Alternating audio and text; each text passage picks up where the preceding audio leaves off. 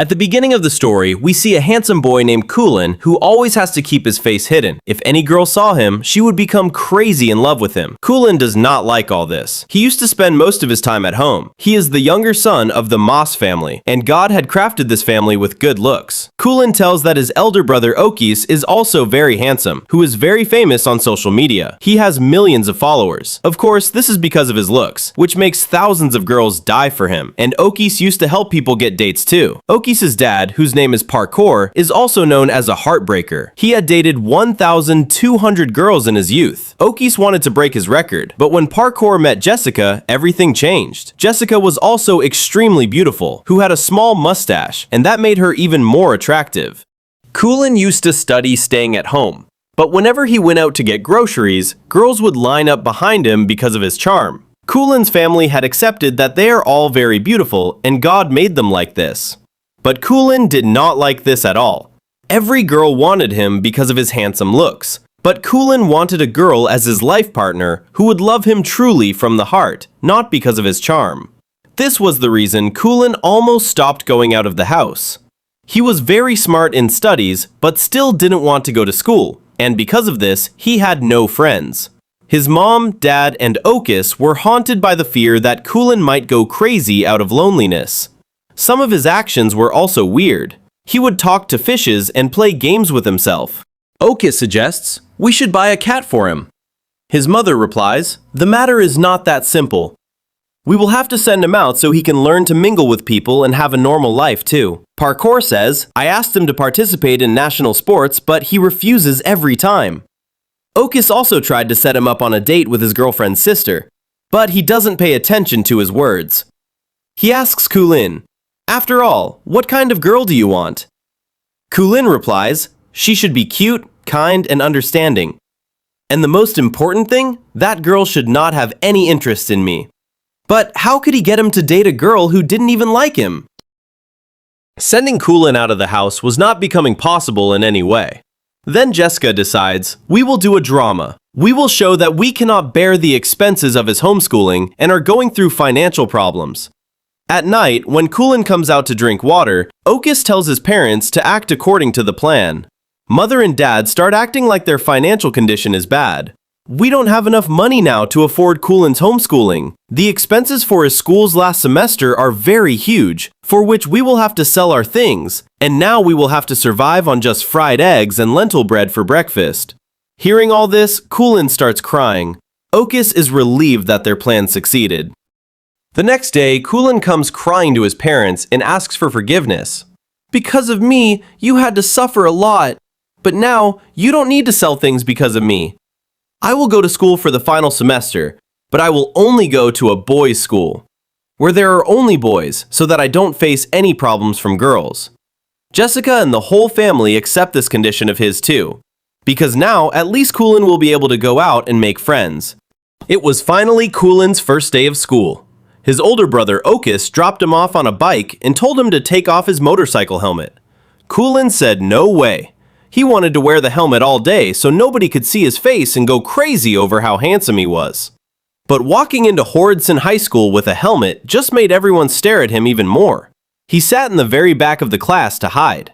When the teacher came in, she was super confused and asked for his name. Kulin tried to answer, but the helmet muffled his voice.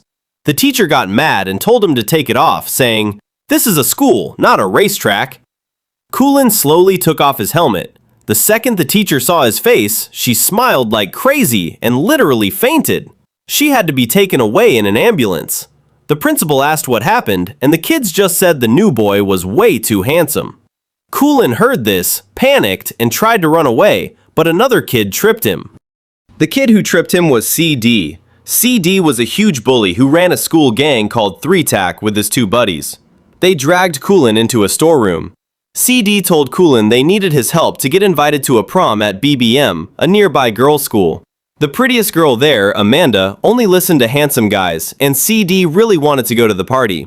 Another boy named Kibo was also in the room. CD always picked on Kibo. CD smashed Kulin's helmet and threatened to hurt Kibo if they didn't help him out. Kulin went straight to the principal to tell on CD. But guess what? The principal was CD's dad. He told Kulin he had to help his son get a prom date or he would fail Kulin for the whole year. Later, Kibo bought Kulin a drink and said they should just do what CD wanted so they could pass. Kulin realized Kibo was actually a really nice guy and he was super happy to finally have a real friend. The next day, Kulin and Kibo went over to the girls' school. The girls there thought Kulin was ugly because he was wearing a helmet, and they started yelling at him to take it off. When he finally did, the girls went absolutely wild. They were so blinded by how good-looking he was that it actually made the local news. Girls were fainting, getting nosebleeds, and screaming. The TV reporters started calling him too handsome to handle. Amanda, the top model at the girls' school, saw the news on TV from her van. She smiled and decided right then that she had to get Kulin to be her boyfriend. Because he was all over the TV, tons of obsessed girls showed up at Kulin's house. His mom and dad actually started selling tickets for a house tour to make a quick buck off the crowd. Kulin was on his way home when he saw the news about his parents making money off him. He felt completely betrayed. He ran away and climbed to the roof of a tall building. His brother Okus called him on video. Kulin yelled at him for betraying him too, and hung up. He was so sad and confused he wanted to jump off the roof. Just then, a girl named Riri walked up.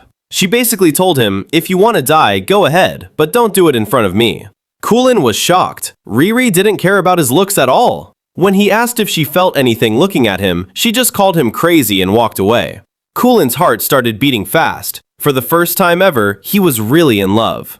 With nowhere else to go, Kulin crashed at Kibo's house. The following day, the boys met up with Amanda at BBM school to hand over CD's proposal. Amanda played it cool, pretending his looks didn't affect her, but the second he walked away, she suffered a nosebleed. Soon after, Kulin spotted his crush Riri, but a mob of swooning girls blocked him from reaching her. One day, Kibo brought Kulin along to a shop to meet a girl he had a crush on. To Kulin's shock, it was Riri. Seeing Kibo and Riri hit it off, often losing themselves in conversation over dinner, left Kulin turning at night with intense jealousy. Desperate, Kulin reached out to his brother Okis, a self-proclaimed love guru. They met at a restaurant the next day. Okis was in tears to finally give his little brother romantic advice. His parents were there too, and Kulin forgave them, realizing that if they hadn't forced him out of his comfort zone, he would have never met Riri. While grocery shopping later, Okis coached Kulin on how to charm women. Kulin schemed that if he could just drive a wedge between Kibo and Ray Ray, he might have a shot. Amanda visited their school. She personally handed Kulin a VIP invite to her birthday bash, sweetening the deal with a gifted iPhone. Later at a club with Kibo and Ray Ray, Kulin tried his hardest to win Ray Ray over. She completely ignored him, preferring to sing and joke around with Kibo instead. While Kibo stepped away, Kulin asked Ray Ray if she had feelings for Kibo. She quickly denied it, but when Kulin lied and claimed Kibo was secretly in love with Amanda, Ray Ray's devastated expression gave away her true feelings. Later at the birthday party, Ray, who was also there, stumbled upon Amanda and Kibo kissing. Her heart shattered, and she ran out of the venue in tears. Kulin chased after her, listening as she sobbed about how she thought Kibo was different from other superficial guys. Seizing the moment, Kulin tried to comfort her by saying he wasn't like that and confessed his love. Ray shot him down immediately, stating she only ever saw him as a friend before leaving him alone in the dark. Kulin was crushed. He had ruined his friendship for nothing. Meanwhile, CD and his gang were lurking at the party. Furious at seeing Kibo kiss the girl he obsessed over, CD ambushed Kibo in the parking lot and beat him up. Kulin watched the whole thing but was too cowardly to intervene. Later, Kulin helped Kibo back to his house, where his grandmother patched him up. Despite the beating, Kibo kindly gifted Kulin a rare collector's card he had wanted since childhood. Overcome with guilt, Kulin confessed everything. He admitted setting up the kiss and manipulating the situation. Furious and heartbroken, Kibo yelled that he would have backed off if Kulin had just been honest about his feelings for Riri. He kicked Kulin out, declaring their friendship over. Kulin moved back home after being away for so long. Though his family was thrilled to have him back, he locked himself in his room, totally consumed by guilt. At school, the tension was serious. He and Kibo couldn't even look at each other, let alone speak. Worried about him, Kulin's mother came to check on him. She confessed that his pet fish was still alive and that their financial ruin was just an act. Shocked, Kulin asked why they would put him through that. She gently explained that they only wanted him to experience the real world, make genuine friends, and share his feelings. Memories of Kibo's constant support flooded Kulin's mind, bringing him to tears. Determined to fix his mess, Kulin tracked down Rara the next day. He spilled the entire truth about his manipulation, knowing she and Kibo hadn't spoken since the party. Next, he went to Kibo's house. Kibo was still giving him the cold shoulder, but Kulin challenged him, asking why Rara should suffer just because of Kulin's mistakes, especially since she loved him. Kibo finally admitted that he wanted to be with Rara too, but was simply too scared to confess. When Kulin asked what made her so special, Kibo poured his heart out, describing her as the most uniquely wonderful girl in the world with a smile unlike any other. Smiling, Kulin held up his phone. He had Rara on a video call the entire time. Hearing Kibo's heartfelt confession, Rara forgave him, and the two happily reconciled their relationship. With the air cleared, Kulin and Kibo patched up their brotherhood as well. A few days later, the highly anticipated prom finally arrived. Kulin and Kibo attended together. Kibo spent the night dancing with Rire. Kulin, on the other hand, attended as Amanda's date. Unsurprisingly, their combined attractiveness easily won them the titles of prom king and queen. Yet, despite wearing the crown next to the school's most popular girl, Kulin's heart still belonged to Rire, and he couldn't help but smile warmly as he watched her dance the night away.